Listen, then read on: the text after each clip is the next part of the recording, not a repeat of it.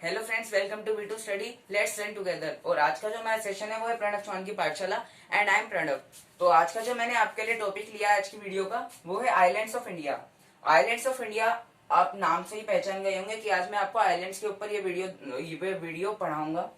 तो सबसे पहले मैं आपको बता देता हूँ इंडिया के जो दो यूनियन टेरिटरीज हैं, बे ऑफ बंगाल में Andaman and Nicobar islands and Arabian sea में लक्षद्वीप आइलैंड्स, ये दोनों के दोनों आइलैंड ग्रुप्स पर ही हैं।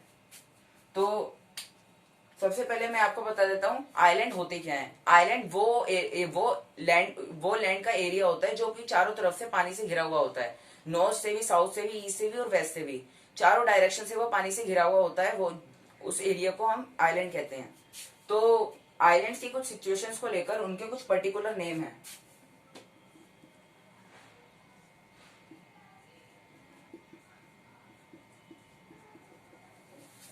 इयोट और एट स्मॉल रिवर आइलैंड और लेक आइलैंड्स को कहा जाता है, और हॉर्न स्मॉल आइलैंड्स को कहा जाता है जो कि स्पेशली ऑफ कोस्टल एरियाज में आते हैं। कोस्टल एरियाज वो जो पानी से भिड़े हुए होते हैं। जैसे इंडिया का जो ईस्टर्न कोस्टल एरिया है वो बे ऑफ बंगाल से आता है, और वैसे ही वेस्ट कोस्टल जो एरिया है इंडिया का वो आ जाता है अरेबियन सी वाला।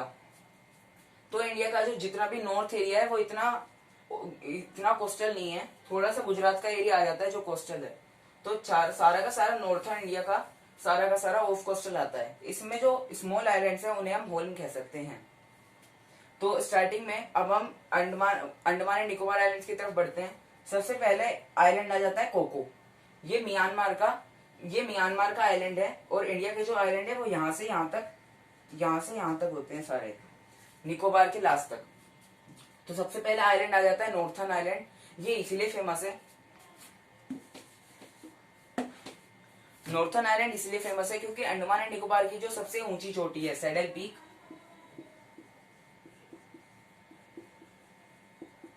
ये saddle peak northern Andaman island पर ही सिचुएटेड है।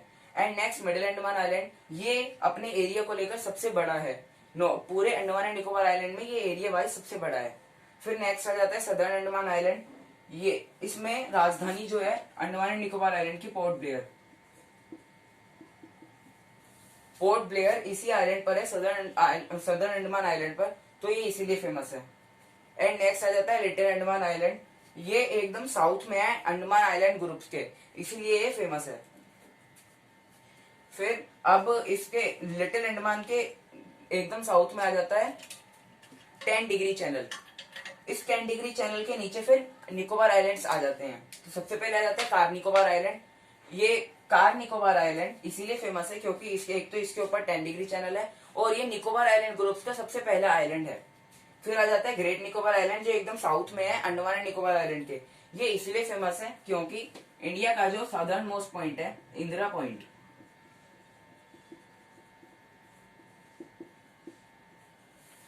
इंदिरा पॉइंट जो है ना इंडिया का सदर्न मोस्ट पॉइंट, वो इसी आइलैंड पर है। एकदम लास्ट पॉइंट जो इसका है वही इंदिरा पॉइंट है, और जिसकी लैटिट्यूड है 6 डिग्री 4 मिनट लैटिट्यूड। और आपको पता भी होगा इंडिया के एरिया में अगर हम आइलैंड हटाकर देखें तो इंडिया का जो लास्ट पॉइंट बनता है सदर्न मोस्ट पॉइंट वो आता है कन्याकुमारी, जिसका लैटिट्यूड है 8 डिग्री 4 मिनट लैटिट्यूड। तो आप 2 डिग्री का साफ साफ अंतर कर सकते हैं। तो आप ये देख सकते हैं कि कौन सा इक्वेटर के ज्यादा पास है या फिर कौन सा साउथ में है। तो यहाँ पर हमारे अंडमान एंड निकोबार आइलैंड्स में सारे कवर हो चुके हैं, बस 2 आइलैंड्स हमारे बाकी हैं। सबसे पहले मैं बात करता हूँ नारकोंडम आइलैंड की। ये इसीलिए फेमस है क्योंकि इसमें एक ज्वालामुखी पाया जाता है जो कि बहुत सालों पहले सक्रिय पाया जाता था। मतलब उसमें से लावा, पत्थर या फिर धुआं निकला करता था। अब ये पूरी तरीके से शांत है। अब पैरन आइलैंड में भी एक ज्वालामुखी है जिसमें जो थोड़ा थोड़ा सक्रिय हो जाता है कभी कभी, उसमें से कभी कभी पत्थर, लावा, ये सब चीजें निकलने लग जाती हैं। तो अब आ जाते हैं हम लक्षद्वीप आइलैंड्स की तरफ। लक्षद्वीप आइलैंड की मैं कुछ बातें बताऊं तो इसकी राजधानी कावरती है, और ये इंडिया के एरिया वाइज सबसे छोटा यूनियन टेरिटरी है, जबकि ये 1000 स्मॉल आइलैंड्स का ग्रुप है। तो इसके जो इंपॉर्टेंट आइलैंड्स हैं उनकी तरफ बढ़ते हैं हम सीधा। सबसे पहले जो इसका इंपॉर्टेंट आइलैंड है वो आ जाता है एंड्रोट आइलैंड अपने एरिया को लेकर लक्षद्वीप आइलैंड्स में सबसे बड़ा है। एंड नेक्स्ट आ जाता है मिनिकॉय। एंड्रोट आइलैंड यहाँ है, और मिनिकॉय एकदम साउथ वाला आइलैंड इसका। मिनिकॉय आइलैंड इसलिए फेमस है क्योंकि एकदम सदर्न आइलैंड है इसका। ये कन्याकुमारी से बस थोड़ा सा ही ऊपर है मिनिकॉय आइलैंड, जो लक्षद्वीप का एकदम साउथ आइलैंड है। अब मैं आपको अंडमान एंड निकोबार आइलैंड्स के बारे में कुछ बताता हूँ कि वो बने कैसे हैं। मैंने आपको अपनी हिमालय की वीडियो में बताया होगा या फिर कुछ ने देखा भी होगा कि हिमालय जम्मू कश्मीर से स्टार्ट होता है और अंडमान एंड निकोबार तक चलता है, पूरा नॉर्थर्न प्लेन्स इंडिया का वो घेर लेता है। अब फिर उसके बाद वो अरुणाचल प्रदेश से आगे आ जाता है, अरुणाचल प्रदेश से आगे म्यांमार, म्यांमार से जितना भी हिमालय है वो साउथ की तरफ बढ़ता है। साउथ की तरफ जैसे ही वो बढ़ता है, यहाँ पे बे ऑफ बंगाल है, उसमें बहुत सारी नदियां आके मिलती हैं, तो उसकी ज्यादा पानी की वजह से आधे से ज्यादा हिमालय डूब जाता है। फिर उसकी जो एवरेस्ट या फिर चोटियां होती है वो हमें एज आइलैंड दिखती हैं, वही अंडमान एंड निकोबार आइलैंड है। और म्यांमार में जो हिमालय है उसे हम अरक्कान यूमा पर्वत,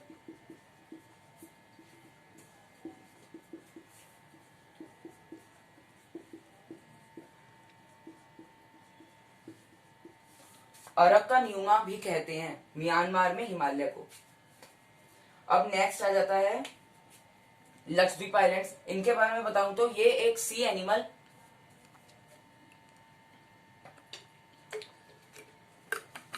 लक्षद्वीप आइलैंड्स की मैं बात कर रहा था, तो इसमें ये एक सी एनिमल कोरल द्वारा बनाए गए हैं। अब कोरल द्वारा ये कैसे बनाए जाते हैं, आपने स्नेल के बारे में सुना होगा कि वो अपने खोल में रहता है, वैसे ही कोरल जो सी एनिमल है वो भी खोल में ही रहता है। ये कैल्शियम कार्बोनेट के खोल में रहता है, CaCO3 कैल्शियम कार्बोनेट के खोल में। कैल्शियम कार्बोनेट वही मटेरियल है जो आपके घर में मार्बल्स द्वारा कैल्शियम कार्बोनेट के ही बने रहते हैं, जितने भी मार्बल्स हैं सारे। तो आप समझ सकते हैं कितना हार्ड होगा। तो उसके खोल में कोरल्स रहते हैं, और ये स्पेशली छिछले समुद्र या फिर लाइट ओशियन या फिर सी में रहते हैं। लाइट ओशियन या फिर सी वो जिसके नीचे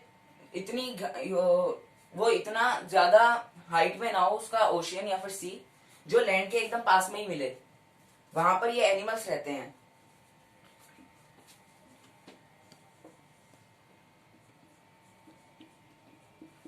ये कुछ इस डिजाइन के खोल में रहते हैं। अब जैसे ही एक कोरल मर जाएगा उसका शेल तो यही रहेगा, फिर उसके ऊपर एक और बन जाता है, फिर उसके ऊपर एक और ऐसे करके सी लेवल तक आ जाते हैं।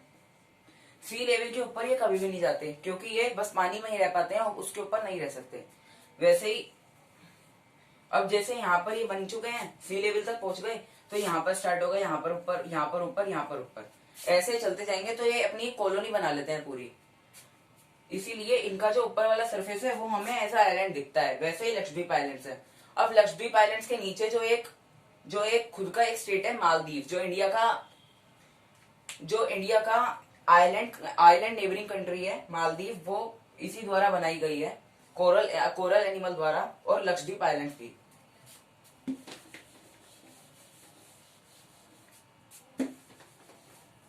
तो फ्रेंड्स, अब मैंने आपको लक्षद्वीप आइलैंड्स के बारे में भी बता दिया। अब कुछ रिवर आइलैंड्स की तरफ बढ़ते हैं।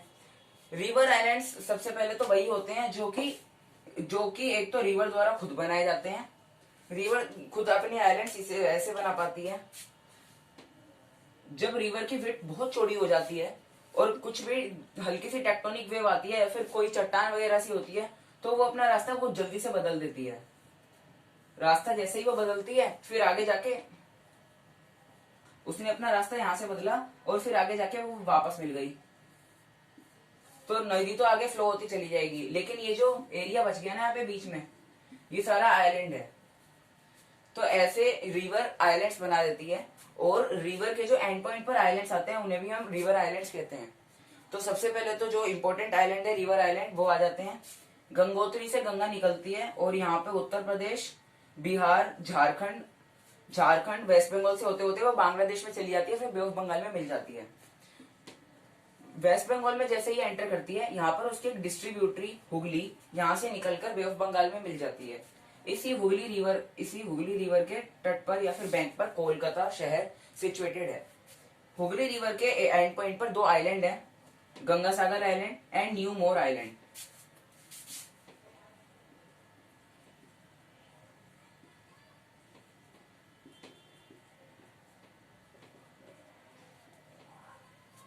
गंगा सागर और न्यू मोर वो हुगली रिवर के एंड पॉइंट पर सिचुएटेड हैं।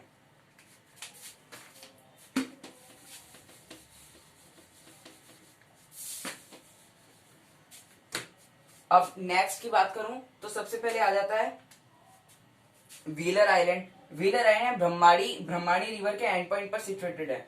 ब्रह्माणी रिवर झारखंड से निकलती है, छत्तीसगढ़ से होते होते उड़ीसा में आकर वो बे ऑफ बंगाल में मिल जाती है। उसके एंड पॉइंट पर आइलैंड है व्हीलर आइलैंड।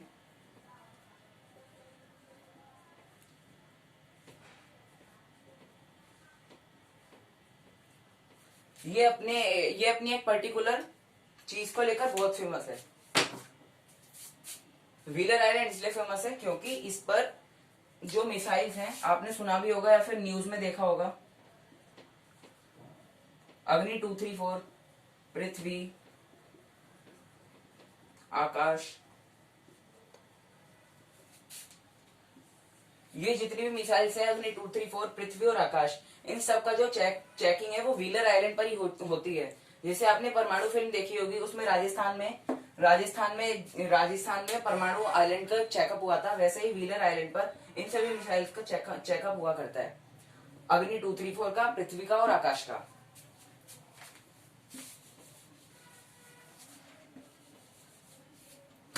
अब नेक्स्ट पड़ जाता है नर्मदा रिवर के एंड पॉइंट पर अलिया गेट आइलैंड। नर्मदा रिवर छत्तीसगढ़ मध्य प्रदेश से होते होते महाराष्ट्र फिर गुजरात में वो अरेबियन सी में मिल जाती है। उसके एंड पॉइंट पर एक आइलैंड है आलिया गेट। ये इसलिए फेमस है क्योंकि इसके आसपास पेट्रोलियम बहुत ज्यादा मात्रा में पाया जाता है, लेकिन अभी उसे निकाला नहीं जाता है, उसका डिस्चार्ज अभी नहीं होता है, लेकिन यहाँ पर बहुत सारा पेट्रोलियम माना जाता है, तो अलिया गेट इसलिए फेमस है।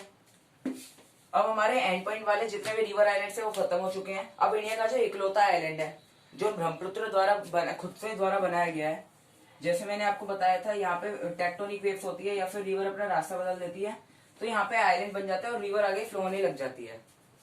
तो ये फ्लोइंग वाटर के सेंटर में ही पाया जाता है और चारों तरफ इसके पानी है, इसलिए ऐसा आइलैंड है। ये आसाम में पड़ता है। आसाम में ब्रह्मपुत्र रिवर की विड्थ बहुत चौड़ी होती है।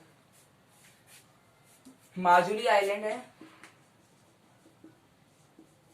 ब्रह्मपुत्र रिवर द्वारा बनाया गया है आसाम में, और इसे आसाम गवर्नमेंट द्वारा एक डिस्ट्रिक्ट आइलैंड भी घोषित कर दिया गया है।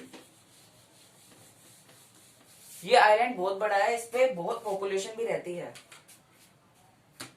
अब हमारे जितने भी रिवर आइलैंड्स हैं वो सारे के सारे कवर हो चुके हैं। अब कुछ लेक आइलैंड्स की तरफ बढ़ते हैं। तो सबसे पहले हमारा जो लेक आइलैंड है लोकटक लेक में आ जाता है।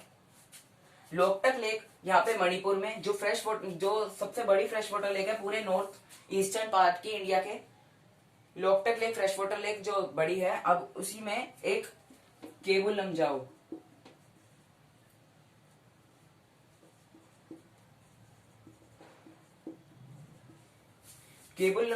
एक फ्लोटेड नेशनल पार्क है जो चारों तरफ से पानी से घिरा हुआ है, इसलिए इसे एज अ आइलैंड भी माना जाता है, केबुल लमजाओ। एंड नेक्स्ट की तरफ बढ़े तो यहाँ पर आ जाता है श्रीहरिकोटा आइलैंड जो कि आंध्र प्रदेश और तमिलनाडु के बॉर्डर पर पड़ता है ये आंध्र प्रदेश के कंट्रोल में। Sriharikota island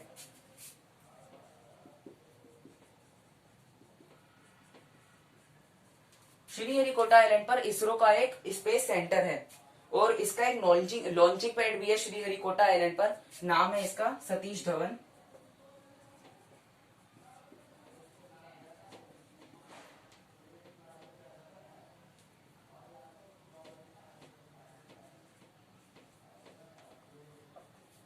Satish Dhawan space centre इस लॉन्चिंग पैड का नाम है, जो कि आंध्र प्रदेश में पड़ता है श्रीहरिकोटा आइलैंड पर। इससे आपने रॉकेट सुने होंगे पीएसएलवी और जीएसएलवी। पीएसएलवी और जीएसएलवी जो रॉकेट हैं वो इसी लॉन्चिंग पैड से लॉन्च किए जाते हैं। तो अभी होगा श्रीहरिकोटा आइलैंड के बारे में। अब नेक्स्ट यहाँ पर लेक है केरला में वेम्बानाड लेक। वेम्बानाड लेक में आइलैंड है Wellington island. Wellington island Kerala की बोट रेस के लिए बहुत फेमस है। आपने ओणम फेस्टिवल के बारे में सुना होगा। ओणम फेस्टिवल पे बोट रेस होती है, वो इसी वेलिंगटन आइलैंड से वेम्बानाड लेक तक होती है, उसके एंड पॉइंट तक। अब नेक्स्ट हमारे सारे के सारे लेक आइलैंड भी कवर हो चुके हैं। तो अब हम कुछ स्टेट के अब हम कुछ स्टेट आइलैंड्स की तरफ बढ़ते हैं। सबसे पहले यहाँ पर महाराष्ट्र में आइलैंड आ जाता है। महाराष्ट्र में ये आइलैंड नहीं है लेकिन पूरा आइलैंड के फॉर्म में रहता है। आपने मुंबई या फिर बॉम्बे के बारे में सुना होगा। आप देख सकते हैं ये मुंबई है और ये ज्यादातर हर तरफ से पानी से घिरा हुआ है, इसलिए इसे भी ऐसा आइलैंड कहा जाता है। और इसी के पास यहाँ पर एक आइलैंड है एलिफेंटा आइलैंड। ये दोनों के दोनों सैलसेट आइलैंड ग्रुप पर है।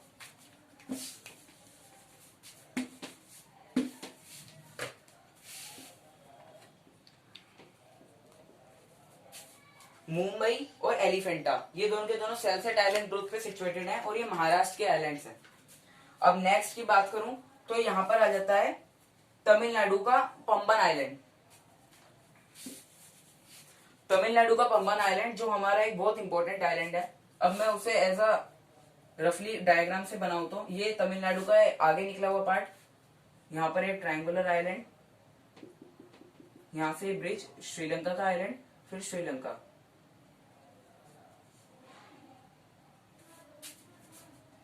अब यहाँ पर ये पंबन आइलैंड ट्रायंगुलर फॉर्म में है। इसमें यहाँ पर और यहाँ पर दो इंपॉर्टेंट आइलैंड्स हैं। यहाँ पर तो आपने रामेश्वरम के बारे में सुना होगा, वहां पर एक बहुत फेमस शिवलिंग भी है, रामेश्वरम आइलैंड। रामेश्वरम आइलैंड की वजह से पंबन आइलैंड को रामेश्वरम आइलैंड्स भी कहा जाता है। और पंबन आइलैंड के एकदम आगे एकदम साउथ में यहाँ पर पड़ जाता है धनुषकोटी आइलैंड, जो कि इंडिया के कंट्रोल में है। अब फिर धनुषकोटी आइलैंड से श्रीलंका का जो आइलैंड है दलिया मन्नार आइलैंड, वहां तक एडम्स ब्रिज चलता है, जो कि आपने सुना होगा राम जी द्वारा बनाया गया था रामायण में। उसमें अब ऐसे पत्थर पड़े हुए हैं। वो एडम्स ब्रिज इंडिया के धनुषकोटी आइलैंड से स्टार्ट होता है और श्रीलंका के दलिया मन्नार आइलैंड तक खत्म होता है। तो अब पंबन आइलैंड की अगर मैं कुछ फेमस साइट्स की बात करूं तो सबसे पहले आ जाता है यहाँ पर रामेश्वरम आइलैंड, फिर आ जाता है धनुषकोटी आइलैंड और फिर पूरा एडम्स ब्रिज, जो कि धनुषकोटी से दलिया मन्नार तक चलता है। तो अब सारे के सारे हमारे आइलैंड्स खत्म हो चुके हैं और इंपॉर्टेंट पॉइंट्स भी लगभग सारे खत्म हो चुके हैं।